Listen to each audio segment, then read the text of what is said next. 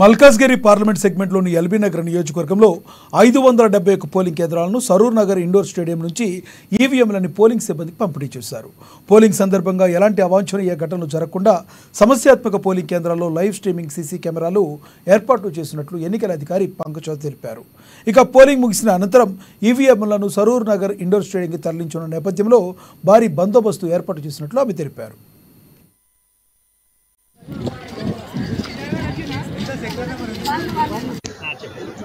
మన మేడ్చల్ మల్కాజ్గిరి పార్లమెంట్ సంబంధించి LB Nagar assembly segment లో మొత్తం టోటల్ 571 పిఎస్లు ఉన్నాయి పోలింగ్ స్టేషన్స్.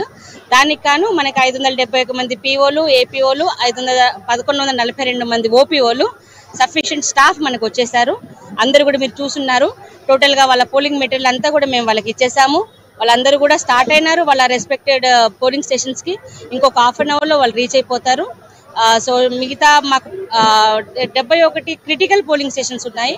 దానికి గాను మేము వెబ్ కెమెరాస్ అరేంజ్ చేశాము లైవ్ స్ట్రీమింగ్ కోసము. ప్లస్ వాళ్ళతో పాటు మైక్రో అబ్జర్వర్స్ ని కూడా మేము అలాట్ చేశాము.